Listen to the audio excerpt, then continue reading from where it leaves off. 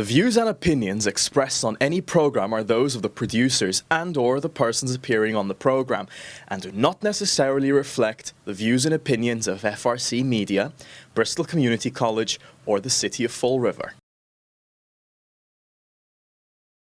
I'm Mike O'Sullivan. I'm the CEO at One SouthCoast Chamber. And on behalf of the One SouthCoast Chamber, our board of directors and partners, it's my pleasure to welcome you to the 2025 State of Business with Mayor Paul Coogan. It's great to have so many of you in attendance today, and we appreciate your taking your time out of your busy day and your busy schedule to join us. And we got a gorgeous day, beautiful day on the river in Fall River, which is fantastic. The Chamber is very grateful that we're able to do this with the support of our sponsors. The City of Fall River and our members were able to deliver the State of Business today. I know everyone's eager to hear from Mayor Coogan, but first I just want to take a brief moment to recognize those that have made this event possible. We have our corporate sponsor, SouthCoast Health. Thank you very much. And our supporting sponsors, Bay Coast Bank and Bristol County Savings. Without our sponsors, One SouthCoast Chamber would not be able to organize events like today's State of the Business. We're more than appreciative for everybody's commitment to enhancing our city's quality of life. And lastly, the Chamber would like to thank the mayor and the elected officials that have taken time out of their busy schedules to join us here today. We appreciate their engagement, hard work, and dedication to our region. And I think the only elected official other than the mayor that I saw was Linda Pereira, city councilor. I think I saw Linda out there. So now it's my pleasure to introduce to you the mayor of the City of Fall River, the Honorable Paul Coogan. Excuse me, the lingering cold. To deliver his State of Business. Paul Coogan is a graduate of BMC Durfee High School, class of 71. That's pretty old there, Paul, you know.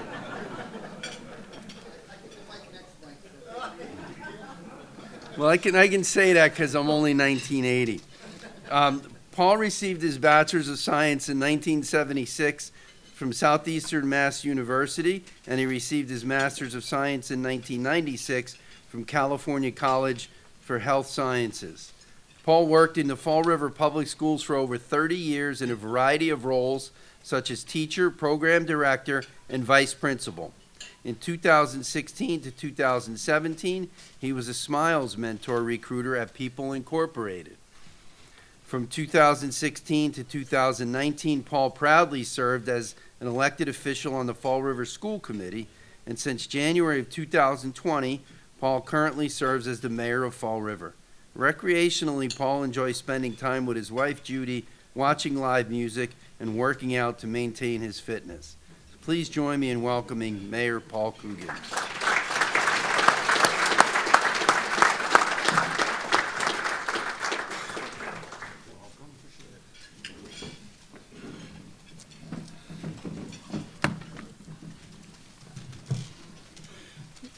You know, it's great. I always get a kick out of coming to these things because I'm just like the rest of you sitting there saying, who's going to talk? Except it's me, and I have to come up and do this, so it's always painful, but I really appreciate the turnout today, and the Chamber does a great amount of work in the city of Fall River, promoting business and making the city a better place to live, and that's what we're all about.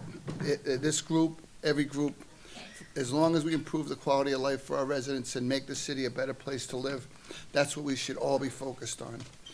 I do have a few remarks prepared, so let's see how they go. I want to thank, of course, the Chamber, its members who contribute so much to the community and make it a great place to live, work, raise a family. In last year's address, I spoke about a new buzz in the city of Fall River. That buzz is still around, and it's still getting louder. We hear it daily with the talk of location of new businesses and the expansion of existing businesses throughout the community. The change is evident when you look around at all the new residential and commercial developments we have going on in all corners of the city. I sometimes just drive around and I'll go down the street and say, that's a 3-family getting renovated, that's gonna be some condos. And I do drive around a lot because I do wanna know what's going on. And I wanna start today by providing a brief update on the city's financial outlook.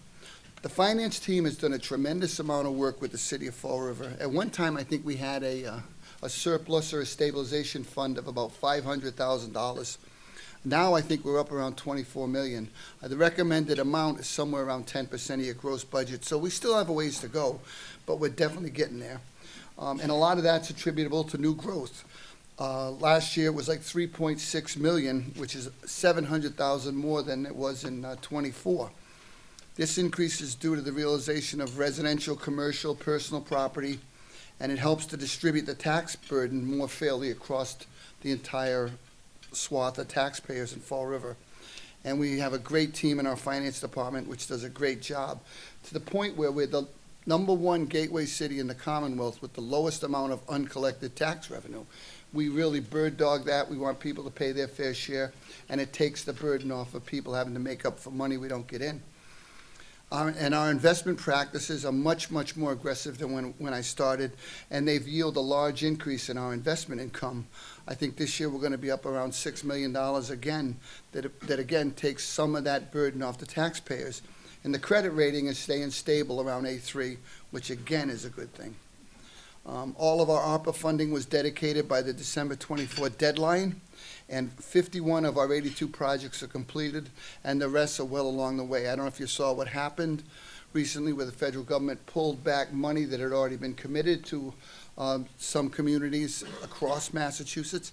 Fall River was not one of them, although Diamond took a little hit, but we have done what they asked us to do to the letter, and our money has all been dispersed. The Redevelopment Authority closed the sale on additional 76 acres at SouthCoast Technology. Drive by, it looks like they're putting an airport in. It's so clear up there across from the Dunkin' Donuts and the Neon. It really is a major, major undertaking that they're going in there now. They're going to put a 900,000 square foot building in there, creating an additional 225 jobs. And one of our longtime partners, Gold Medal Bakery, a 112-year-old family business, which is now under its 4th generation of leadership, is continuing to expand in Fall River because of the workforce, because of the work climate, and they're taking over a building in the industrial park where they're going to put in another one of their factories. And one of our partners from India, Invigen, is investing another $6 million on a current road facility. This is in addition to the $20 million they put in originally, warehouse, research area, development facilities. It's really, really moving along. If you get a chance, take a ride through our industrial park. And right down on the corner of Bedford Street and Pleasant is Taco Industries. They've expanded tremendously with a $20 million investment in the city of Fall River to, again, create more jobs, bring more people to work. And a lot of our hospital groups are here. St. Anne's, we got through that Stewart Health debacle. Brown Health stepped up, and we're going to save those jobs, and we're going to keep that hospital going in Fall River. And South Coast Hospitals continues to expand and look for ways to build a stronger partnership with the city of Fall River and the South Coast. So we're blessed to have 2 strong hospitals working to give the residents the medical care and the health services they need in our community. And obviously, one of the most important pieces we have going is Route 79. It's a tremendous, tremendous job. I call it the little dig because it's not anywhere near as big as the big dig, but it is, for the city of Fall River, it is really something. The master plan's being worked on now, 19 acres, and that we envision a vibrant neighborhood, walking paths, bike lanes, residential, commercial, restaurants. We think that that can be a catalyst for change across the entire waterfront. And the Flint, which has long, long been neglected, and I'll raise my hand and say I didn't put enough focus on it when I first got into office. We have a new urban redevelopment plan up there. If you go by Gilbert's Jewelers, they have a new storefront. White Rose Bakery, a new storefront. Some of those residential pieces that owed the city hundreds of thousands of dollars in back taxes have been sold. We've collected that revenue, and we're moving forward with their redevelopment also. The vision we have for The $1.7 million grant we got from the federal government is some streetscapes up there, more trees, proper lighting, renovation, so we can make that a more appealing section of the city. When I was a kid, that was always called like the second downtown. It was probably busier than the real downtown, but there was always traffic and people up there, and hopefully we can get it back. But if you do get a chance, drive around and take a look at a few of those storefronts. They look absolutely spectacular. And again, we're going to thank our partners, Congressman Jake Auchincloss, who helped us get that money. For several years, the downtown partnerships of business, civic, and cultural organizations, along with the city and the Redevelopment Authority, have worked to develop and implement a revitalization strategy for downtown. And if you see that, you look at the Museum of Contemporary Art that attracts regional audiences from Boston to New York, while the Arts and Culture Coalition's Ignition Space has a large gallery. I don't know if you've ever been there. Many shows there. It's right behind the Fire Department main headquarters on Bedford Street. Go by and look at one of their shows. It's always interesting, and it's different because it has a different feel than a lot of the stuff in Fall River. Viva Fall River has been a lead partner, planning events and activities in our downtown area. That partnership is now focused on a much smaller section of Fall River, although still in the downtown district, and creating long-term plans for beautification, some lighting and maintenance. The district involves right now at least 7 restaurants with some arts and entertainment venues, and again, we want to build that up. So as you can see, it's a balancing act to try to get pieces in the Flint, pieces in the waterfront, pieces downtown, and hopefully it all knits together, or you will be saying goodbye to Paul Coogan. In 2020, when I first got in there, there was 172 vacant properties or foreclosed on properties around the city that have been neglected and not brought up to code. In an effort to fight blight with our community, my administration reinstituted the Building Blocks program, where we work with the Attorney General's office. The program sought to reduce the number of vacant and dilapidated properties by holding the property owners accountable for bringing those buildings up to code. And over the last several years, we've been extremely successful in that. Our vacant properties numbers had dropped from 172 to 72. And these properties have been returned to the tax rolls. They've been renovated, new porches, windows. I mean, just drive around and see what's going on in our city. I always look at some of the property that's really, really bad, and I see how far it's come, and it really has come a long way. And of course, we have 8 more properties going into the Attorney General's office on our building blocks right now, but there is always more to do. During the 24 construction season, we fixed over 200 locations of substantial sidewalk work, and at least 25 locations of roadway reconstruction were underway in our city. I consider myself to be a blue-collar mayor. I look at stuff like housing, construction, infrastructure, sidewalks, parks. That's where you can make your headway. I'll leave a lot of the policies to other people, but I do want to make the city look better and live better for everyone. And construction to improve recreational spaces in downtown and on Columbia Street are either completed or underway, including today we're going to dedicate the Jerry Lawton Plaza right next to the old Cherry and Webb. The project has been completely rebuilt. As you remember, it was a big, big eyesore, but now it's nice. We envision some tables out there with little umbrellas and place for people to sit, but we did renovate the whole park, and we're very proud that that'll look good this afternoon.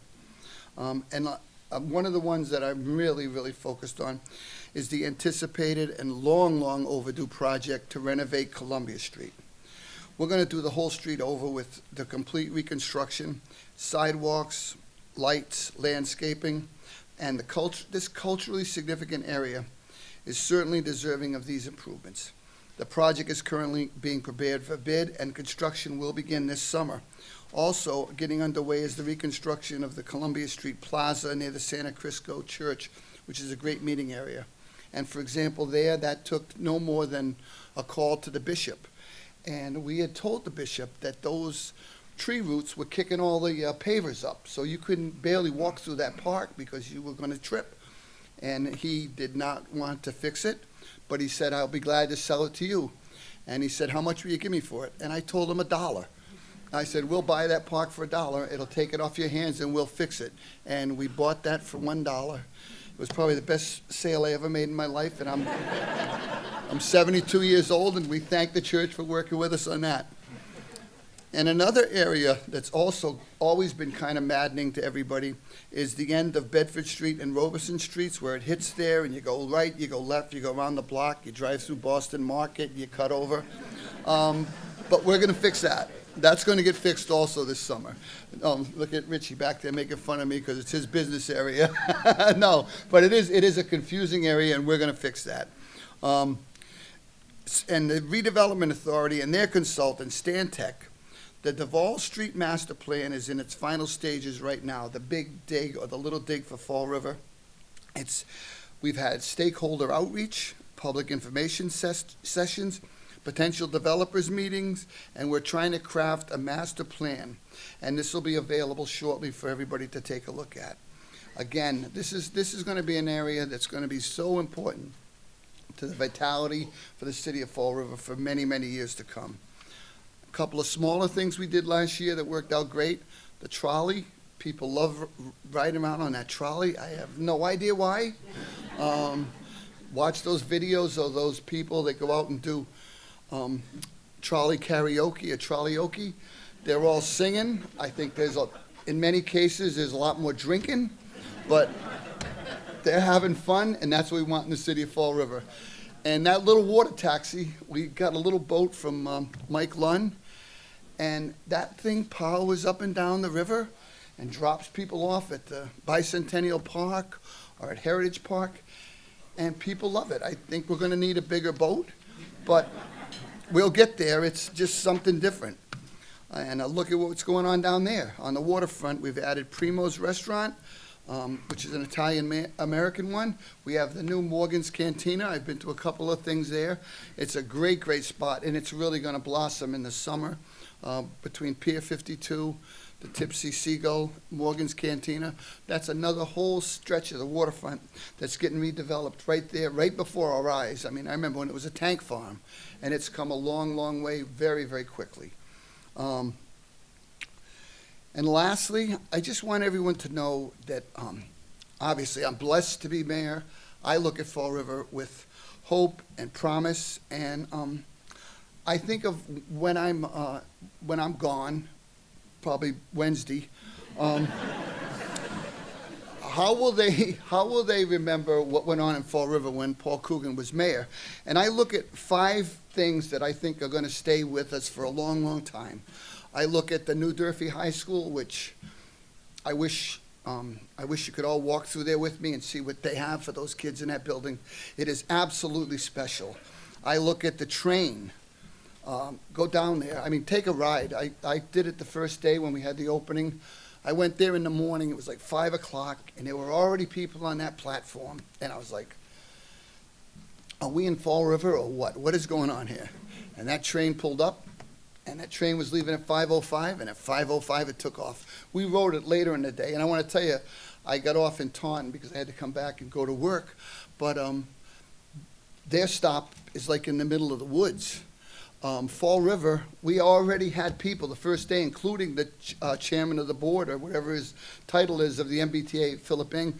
They all walked over to Almac's restaurant and had breakfast. The Brazilian coffee shop was already experiencing a bump in foot traffic, people coming in, because we have a place you can walk to. And when 79's done, that's going to feed into that tremendously.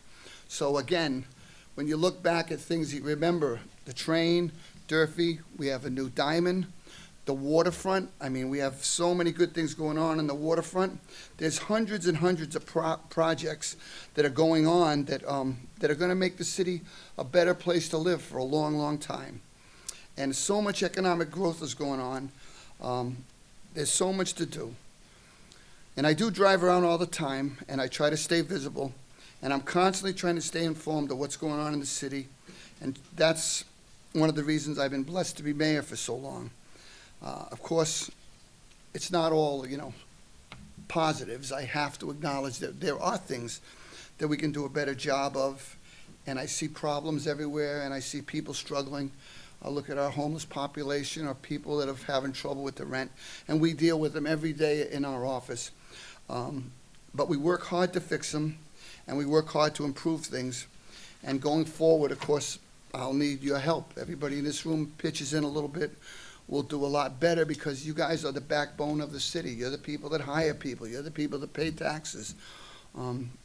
Your continued investment and partnership with the city administration, with the residents in the town, it means everything to me. And in my case, it's a privilege to work with all of you every day. And I thank you all much for your time and all of your investment you do in the city of Fall River. You truly make it a better place to live. And you make my job a lot easier, although it's not easy. Thank you, everybody, very, very much.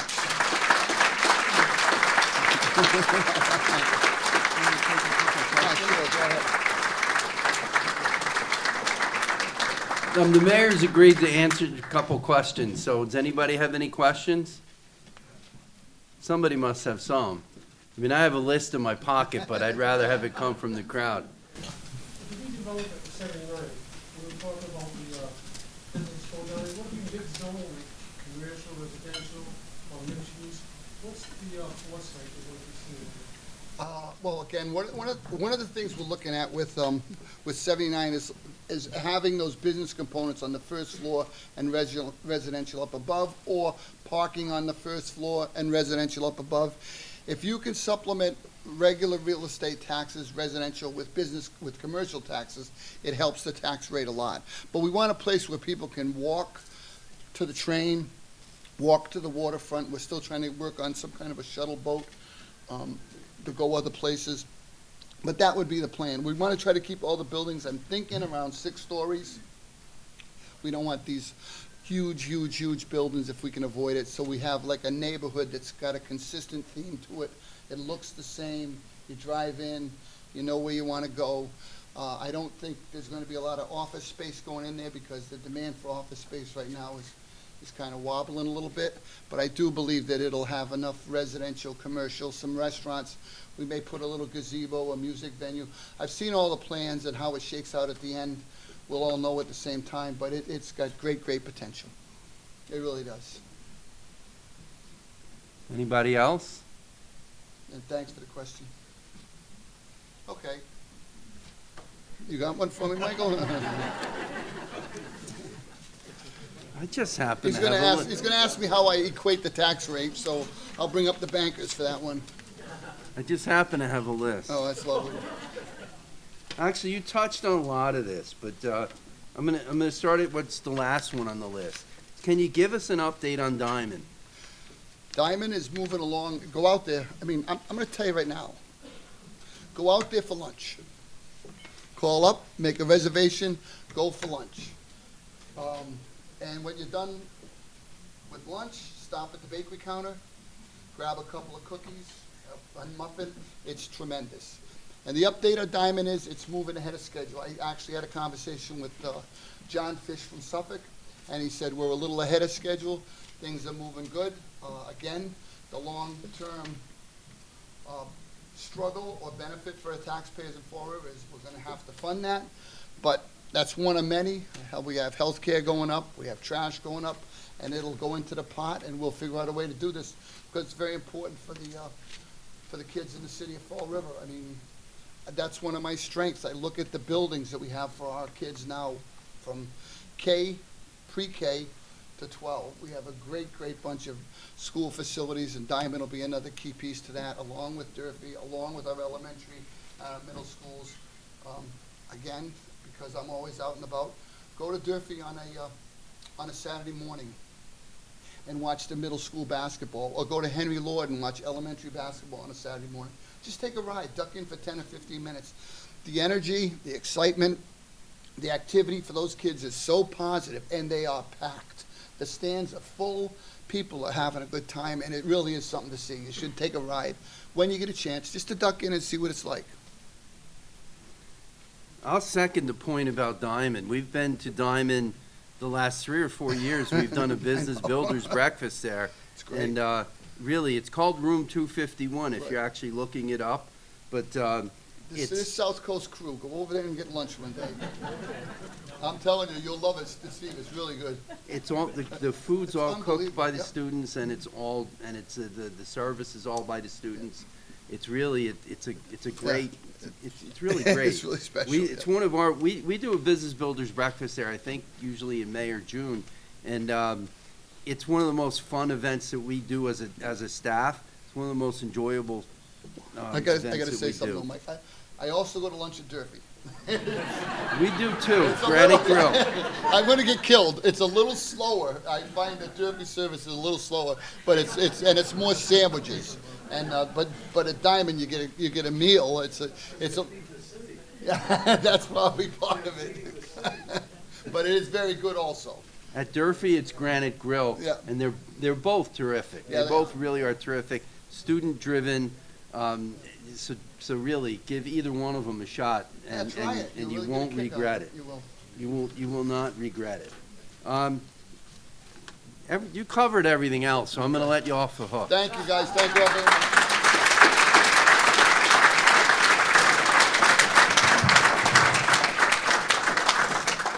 So thank you, Mayor Coogan. We really appreciate your taking the time today.